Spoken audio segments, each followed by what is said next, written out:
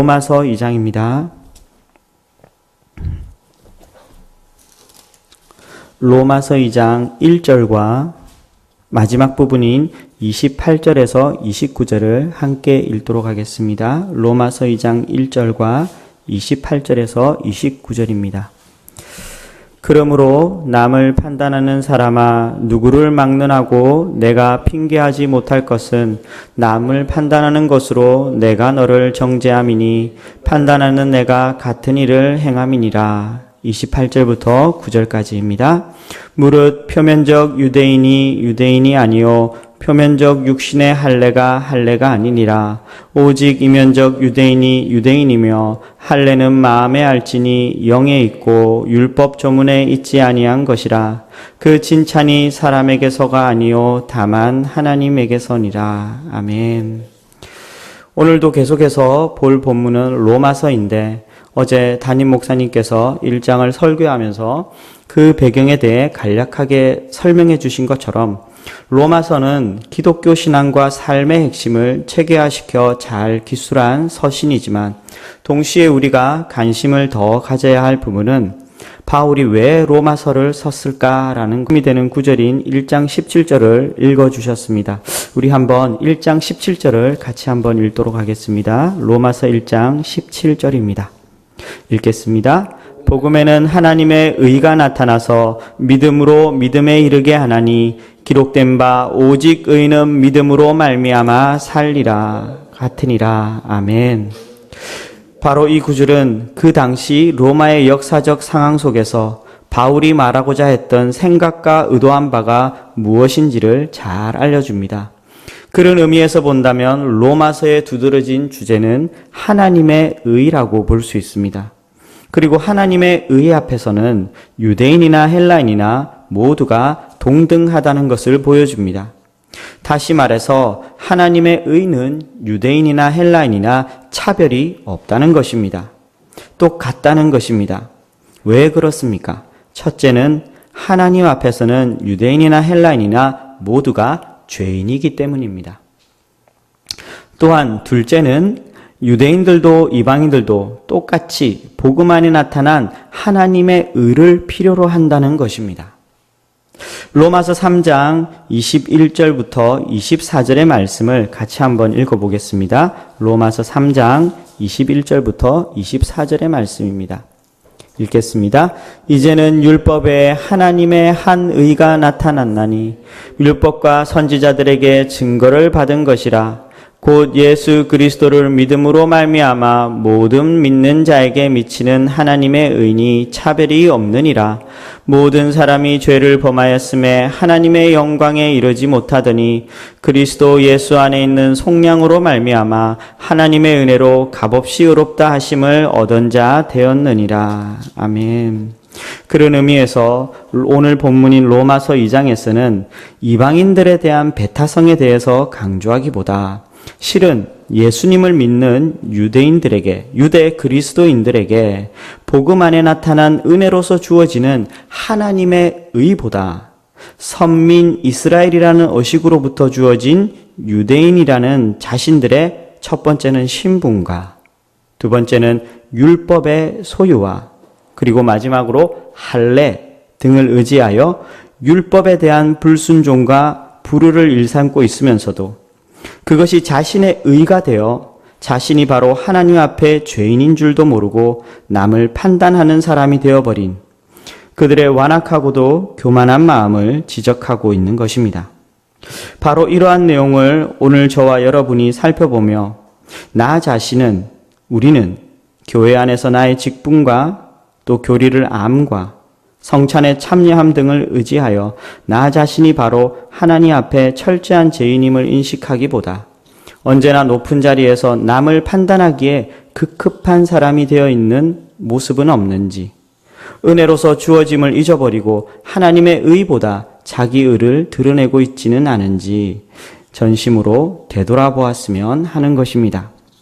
그런 의미에서 바울은 오늘 본문 2장 1절부터 이렇게 시작합니다. 그러므로 남을 판단하는 사람아, 누구를 막론하고 너희가 핑계하지 못할 것이다. 왜냐하면 너희가 남을 판단하는 것으로 내가 너를 정죄함으로 남을 판단하는 내가 이 같은 일을 행하기 때문이다 라고 말하는 것입니다. 그러면서 바울은 내가 하나님의 심판을 피할 줄로 생각하느냐라고 하며 이 3절에서 반문하고 있는 것입니다. 왜 이렇게 반문합니까? 너희 자신이 하나님 앞에 전적인 죄인임을 인식하지 못하고 이런 일을 행하고도 별일 없이 형통하고 잘 지내니까 혹 이들이 이 같은 일을 안이하게 생각할까 싶어서입니다. 여러분, 과연 그럴까요? 자기 의를 의지하고 하나님을 믿는 예수 그리스도를 믿는 유대인들이 생각하는 것처럼 하나님의 인자하심이, 선하심이, 오래 참으심이 과연 그런 것 때문일까요? 바울은 본문에서 불순종과 불의를 행하고도 별일 없이 잘 지내는 이유는 바로 죄인들을 자신에게로 회심시키기 위해서 하나님이 선을 베푸시는 것이라고 말합니다. 다시 말해 너 자신이 하나님 앞에 의로울 것 없는 전적 죄인이라는 사실을 알아야 한다는 것입니다. 그래서 바울은 하나님의 인자하심과 용서하심과 오래 참으시는 그 이유를 너희가 알지 못하느냐, 그리하여 너희가 그것을 멸시하느냐라고 반문하고 있는 것입니다. 로마서 2장 2절부터 4절을 함께 읽어보겠습니다. 로마서 2장 2절부터 4절입니다. 함께 읽겠습니다. 이런 일을 행하는 자에게 하나님의 심판이 진리대로 되는 줄 우리가 아노라. 이런 일을 행하는 자를 판단하고도 같은 일을 행하는 사람아, 내가 하나님의 심판을 피할 줄로 생각하느냐? 혹 내가 하나님의 인자하심이 너를 인도하여 회개하심을 알지 못하여 그의 인자하심과 용서하심과 길이 참으심이 풍성함을 멸시하느냐? 여러분, 이 구절을 보면서 정신이 번쩍 드십니까? 하나님의 말씀 앞에 비추어 우리의 양심이 찌르는 뭔가가 있는데도 그것을 의식하지 못하거나 회피하거나 대수롭지 않게 여기거나 하여 넘어갔는데 내가 아무 일도 없이 잘 지낸다. 여러분, 이것이 가장 무서운 것입니다.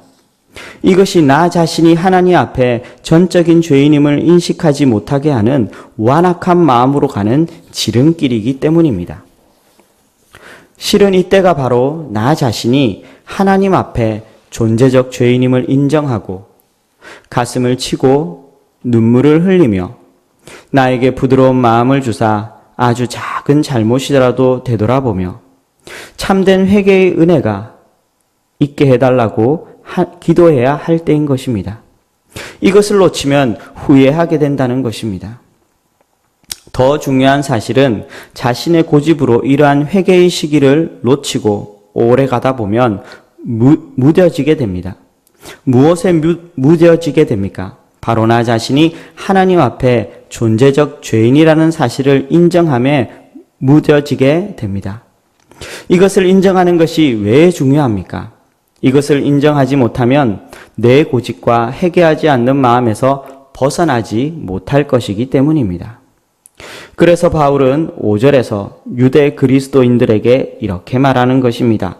함께 보겠습니다. 5절입니다. 2장 5절 같이 읽겠습니다. 다만 내 고집과 회개하지 아니한 마음을 따라 진노의 날 곧 하나님의 의로우신 심판이 나타나는 그날에 이 말 진노를 내게 샀는도다. 그리고 하나님은 그들에게 이렇게 행하신다고 6에서 10절은 분명히 말합니다. 각 사람에게 그 행한 대로 보응하신다고. 참고 선을 행하는 자에게는 영생을, 그리고 영광과 존귀와 평강을, 오직 당을 지어 불의를 행하는 자에게는 진노와 분노로, 그리고 환난과 공고가 있을 것이라고. 그리고 이러한 일은 유대인이나 헬라인이나 동일하게 적용될 것이라는 것을 말해줍니다. 다시 말해 바울의 요지는 하나님께서는 자기 자신을 말씀에 비추어 정직하게 바라볼 줄 아는 정직한 마음을 보신다는 것입니다. 11절은 그에 대해 이렇게 기록합니다. 함께 읽어보겠습니다. 11절입니다. 이는 하나님께서 외모로 사람을 취하지 아니하심이라. 하나님 앞에서는 그 누구도 유대인이나 헬라인이나 아무도 핑계하지 못한다는 말입니다. 12절에서부터 15절에서 바울은 율법 없이 범죄한 자는 율법 없이, 율법이 있고 범죄한 자는 율법으로 심판을 받는다고 합니다. 무슨 말입니까? 율법을 듣는 자가 의인이 아니라 율법의 의미하는 바를 정직한 마음으로 행하는 자가 의롭다함을 받는다는 것입니다. 율법 없이 이방인들은 그 양심이 증거가 되어 그 마음에 새긴 율법의 행위를 나타낸다고 합니다.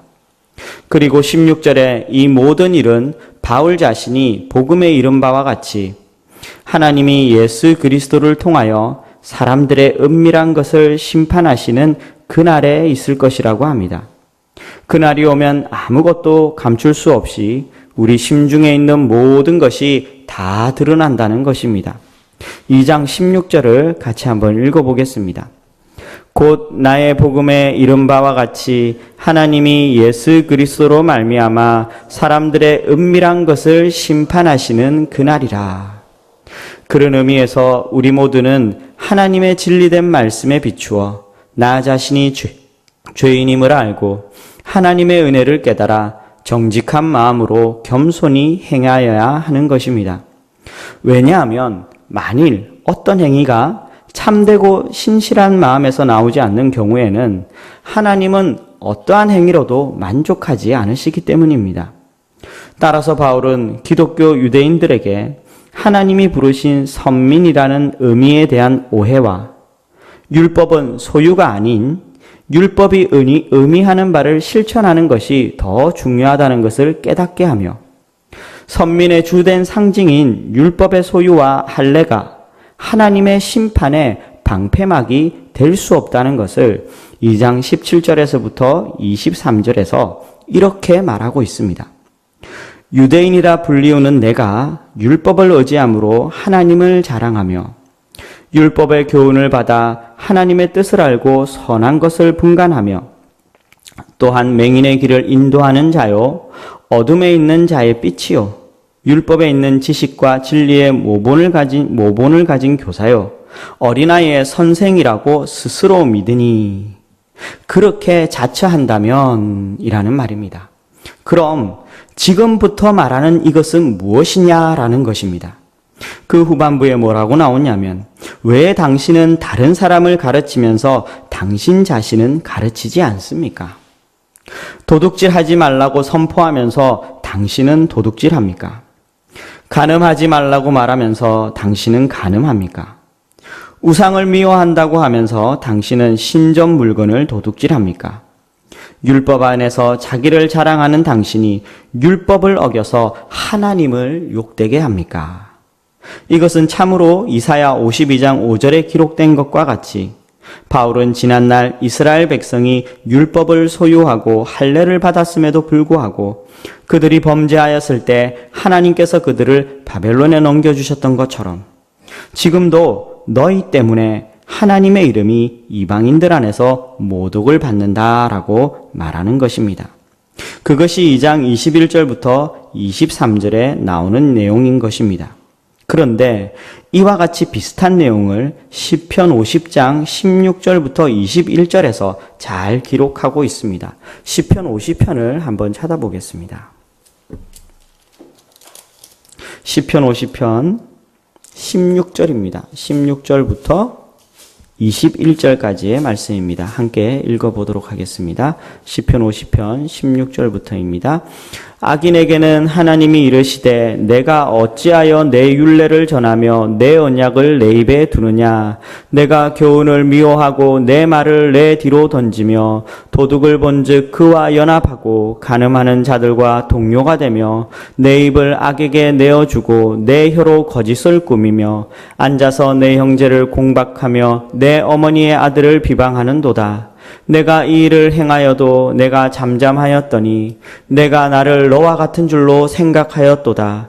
그러나 내가 너를 책망하여 내 죄를 내 눈앞에 낱낱이 드러내리라 하시는도다. 아멘. 결국 바울은 로마서 3장 29절의 말씀처럼 유대인들도 이방인들처럼 모두가 제 아래 있는 존재라고 말하는 것입니다. 그러니 너희는 자신의 의로움을 드러낸다고 여겨지는 선민의식과 율법의 소유와 할례라는 외적으로 보이는 형식을 버리고 그러한 것들이 본질적으로 의미하는 바를 마음으로부터 행하라는 것입니다.